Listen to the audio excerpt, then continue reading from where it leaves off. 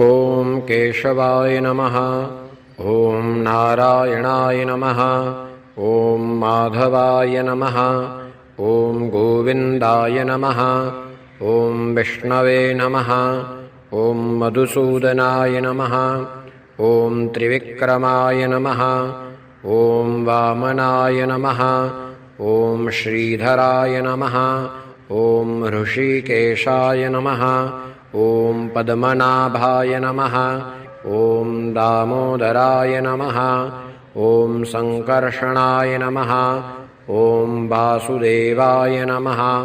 ॐ प्रद्युम्नाय नमः। ॐ अनिरुद्धाय नमः। ॐ पुरुषोत्तमाय नमः। ॐ अधोक्षजाय नमः। ॐ नारसिंहाय नमः। ॐ अच्युताय नमः। ॐ जनार्दनाय नमः।